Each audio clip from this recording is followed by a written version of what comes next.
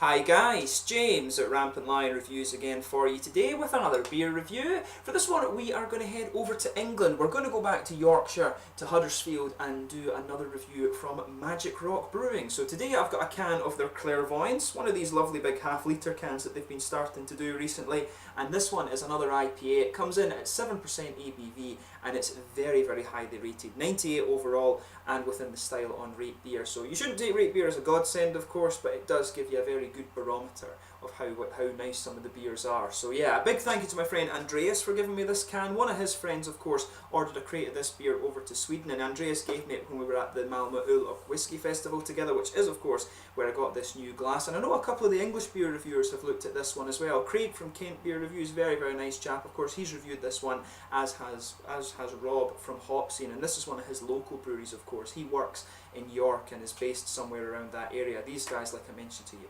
are from Huddersfield, and they do some really good stuff, and Yorkshire is a very good beer county in England these days. So make sure you check out the English beer reviewers, and they'll be able to keep you more up to date with what's going on in the English craft beer scene. I'll put some of the links for those in the description below, as well as Andreas's blog as well. So anyway, as is usual with my beer reviews then, I'll tell you a little bit about the brewery. If you want to get straight to the tasting, just fast forward. All the usual links are in the description below. That's the brewery website, the link to my other reviews I've done from Magic Rock Brewing before. I think this is my 4th review from these guys, but there will be more added in the near future. There's all the usual social media. If you want to see more beer reviews, do consider subscribing to the channel. The whole channel has a geography-based tagging system, so you can go into the homepage and search for beer based on country, city or state, whatever it is you're interested in. Do check out the playlist of beers from different countries. There is one there for all the English beers that I've reviewed for you, and that's constantly being added to. And as always, please do get in touch and let me know some of the other beers and breweries that you guys would like to see me review. It's always great to hear from you guys. You've always got some great suggestions. The support that you give the channel is hugely appreciated, so please don't hesitate to get in touch through the Facebook, Twitter or Untappd, whatever you want. It's always great to hear from you guys, and again, a huge thank you to the support that you give to the channel. So anyway, to tell you a little bit about Magic Rock Brewing then, so as I mentioned to you before, these guys are based in Huddersfield in Yorkshire in England, and they were actually established back in 2011 by brothers Richard and Johnny Burhouse, although Johnny later left the company, and they were joined soon after their inception by Stuart Ross. So the beer brewing began in mid-2011, and the beers proved so popular that the brewery actually won the accolade of Best New Brewery of 2012 from Rate Beer, which is no mean feat, of course. It's a really quite prestigious award, that one. But the brewery was largely inspired by the burgeoning craft beer market over in the US, and it's been expanding its capacity and staff steadily over the last few years, just because their beers have been so popular that there is a very, very high demand for them. But as of 2015, the brewery are based in the Willow Business Park in Birkby, and they now employ over 30 different people. And this new site actually has a brewing capacity of 10,000 hectolitres, and it's got a fermentation capacity of around 70,000 litres as well. And they are constantly expanding it, of course. They're producing these lovely big half-litre cans, and they've got this very distinctive style of artwork as well. They do have their little 330 cans as well, which have the kind of crazy munchkin sort of type face things on them. But I really do like the artwork that you get on these Magic Rock beers. Of course, they've got quite an extensive selection of beers as well, so do make sure you check out the website in the description below, and you can see all the different ones that they do. But I've had some really nice beers from these guys, and one of the trademarks of this brewery actually is that they like to use acidulated malt, and they have used that in this one as well, and it gives the beer this really quite interesting sort of sharpness to it. So yeah, let's get on to the tasting section of this video now. So I'll just tell you a little bit about this beer. As I mentioned to you, this one is a 7% IPA. Here you can see the lovely artwork on this one. I really do like that. It's kind of psychedelic. It's a sort of psychedelic modern style of artwork. So the hops in this one are Citron Motueka. Motueka, of course, is a New Zealand hop. If I remember rightly, it gives you some really nice kind of lemon limey sort of flavours. The malt base in this one is Golden Promise, Golden Naked Oats, wheat malt, and some acidulated malt as well in this one. 7% ABV, 3.5 units, and yeah, I think there's some wheat malt. Yeah, some wheat malt in this one too, but it tells you all about the address and all that sort of thing. Small batch brew, number 20C. So yeah, should be quite nice. Let's get this guy out then and get on with the tasting. So again, a huge thank you to my friend Andreas from Ulrisan for giving me this beer. You can smell some of the lovely fruits coming off this one just as you open it up. I'm not sure, incidentally, if this is supposed to be an IPA that leans more towards the New England side of things, or exactly what it is, but we'll soon find out when we taste it. It should be really quite nice. So as you can see, this beer, it's got that typical kind of hazy look to it. It's got this big, if I hold it up to the light here, it's got a lovely kind of It's almost like a kind of just a pineapple juice colour or something like that. If I put my fingers behind it, you can see it is completely opaque. There's not much light coming through that at all. I can just see a little bit of shadow there. There's a quarter or a third of a finger of a frothy white head on this one. Some big bubbles sticking towards the side of the glass, and quite a few little ones just heading up towards the bottom of that head there. But overall, it does look really nice, and I'm getting some lovely, nice kind of tropical fruit notes off this one just as I move it around. So let's take a closer look at the aroma then and see how we get on. Oh, that's nice. It actually does, to me it smells kind of tangerine-y. It's actually got a really nice almost tangerine-y character to it. But you can smell a good bit. It's got that typical New Zealand character to the hops in this one.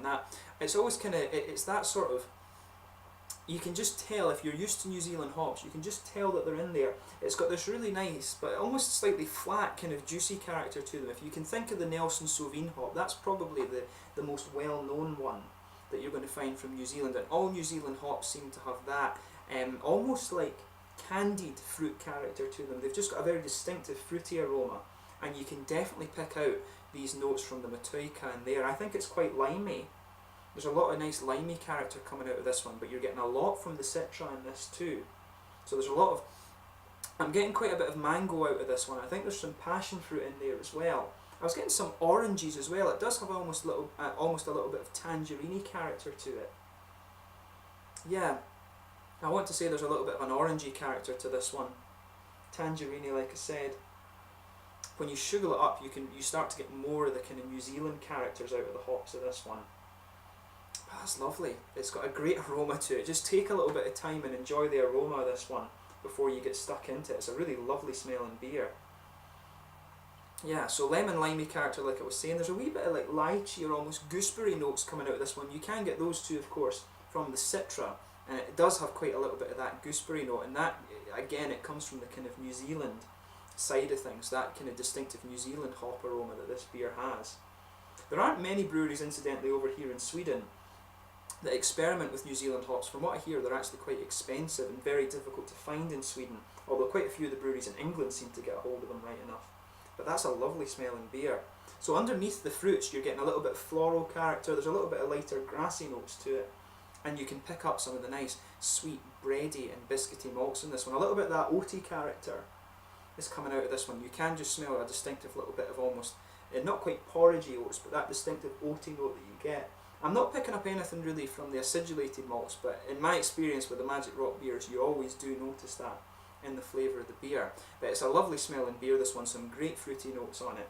So just take a little bit of time and enjoy that before you get stuck into it. So this one, as I mentioned to you before, it's the Clairvoyance from Magic Rock Brewing in Huddersfield in Yorkshire in England. So thank you once again to my friend Andreas for giving me this beer to review. Skål!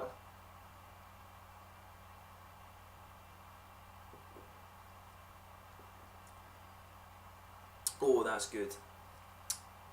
It's one of these big, juicy IPAs. It definitely has a bit of that New England mouthfeel to it. It really does.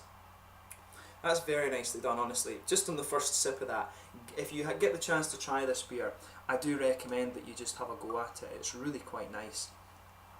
It's just interesting the way the malt base comes out on this after you've had a wee sip of it.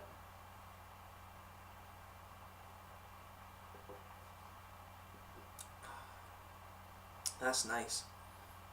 Oh, that's good. Yeah. So with this one, I would say the malt base is kind of what you'd expect. I'm not getting that much of the acidulated malts coming out of this one, if I'm honest with you.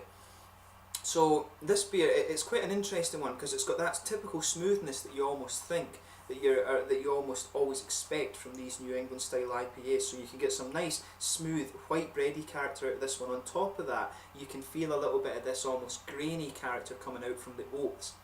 So it's not quite got the same sweetness as some of the other New England style IPAs that I've had before. The ones from Stigbergets here in Sweden, of course, are actually, they're quite sweet in the middle of the malt base. They've almost got a little bit of lactosey character to them, but this one to me comes across as just a little bit more grainy than that. Of course, the oaty character coming out.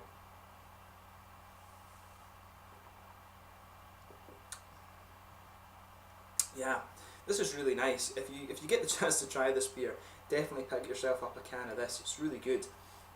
Yeah, so the malt base, as I say, it starts off sweet, and then as you start to progress into the aftertaste, you get a little bit more of that that little bit of kind of grainy dryness coming out of it. There's almost a little bit of a biscuity, almost kind of McVitie's digestive sweetness to this one in there as well. But it's the graininess, I think, that really starts to build in this one. On the hoppy side of things, it's interesting too. There's not much in a way of bitterness in the back corners of your palate, but you can feel as you on the sides of your palate as you start to move further forward. There's a good floral aspect to this one. I'm picking up a little tiny little bit of herbal character coming out of it as well. But as you go round the very front curve of the palate, it's distinctively more kind of grassy, I would say. It's definitely got grassiness and a little bit of that kind of lemony citrus. I'm still not picking up the acidulated malts in this one, which were a trademark of things like the Hypnotist and the other ones that I've had from these guys.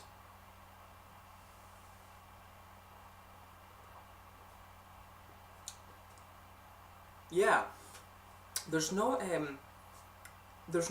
not picking up any of the acidulated malts really. It's got a nice hoppy bitterness to it, and there is a lot of lemon limey character, which like I said is probably from the Motueka they've put into this one. But I'm not picking up the acidulated malts that always came out in some of the other ones. I think the can is pretty fresh as well. I think it's only like a month old or something like that, Andreas was telling me, so it is still pretty fresh. So it's nothing like that, of course. But this is a really nice beer. It really is good. On the fruity side of things, as I always say, the fruity esters in the beer come out just in that little oily bubble behind the very front curve of your tongue. And you can just feel them there. They're actually mixing. There's quite a little bit of an almost kind of soury fruit character. That sort of dark fruitiness that you get from grapefruit, but it's more of a passion fruity note that's coming out in this one. And that actually, I'm finding that mixes quite interestingly with the sort of grainy character to the malt base, the oaty character that I was talking about in this. That's quite an interesting kind of quirk to this beer. But it's not, I shouldn't have said sour, it is more like just that sort of dark, typical, almost grapefruity passion fruit flavours, the typical kind of oily thing that you get when you extract the fruit flavours from the hops. But yeah, fruity character in this one is nice. As I say, there's a bit of passion fruit there just blanketing the bit behind the front curve of your palate. On top of that, I'm getting a little bit of mango out of this one, and as the beer starts to progress, I'm getting a little bit of that lemon sort of limey flavour. It's not so much lemon, it is definitely more of a limey character that's coming out of this one for me, and it's got that typical New Zealand sort of oily character to it. There's a bit of gooseberry in there as well, which again I think will be from the Citra. It's a sort of limey gooseberry thing that sticks on your tongue as you kind of progress further and further into the beer for me, and it's nice. I mean, it's as I say, that kind of darker flavour from the passion fruit side of things, and maybe there is a little bit of grapefruit in there, but not too much. I think it's more passion fruit, and you can just feel that lingering there, and it does, like I say, mix quite well with the sort of grainy aspect of the malt base in this one. Still not getting anything from the acidulated malts in this one. It doesn't have the same sharpness, I think, that the other ones did.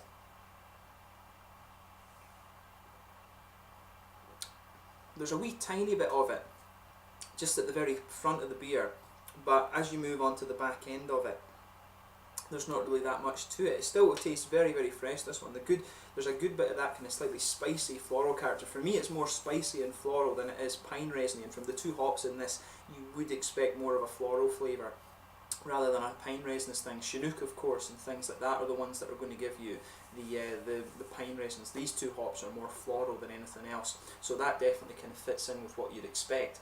But yeah, in terms of the mouthfeel of this one, I would say this is, I think it's mid-bodied, this one. It's a bit smoother, I think. It's got a little bit of a thicker mouthfeel to it than the other IPAs I remember from Magic Rock, and maybe in part that's due to the fact I'm not picking up the kind of sharp sour characters that I would expect when there's acidulated malt in it, because the other ones were distinctively a little bit lighter and they had a little bit of that tart character to them, but I'm not picking that up so much in this one as in comparison to the others. At least there's a little bit of it at the start, but then the beer just smooths out and becomes a little bit thicker. The carbonation in this one for me is quite soft.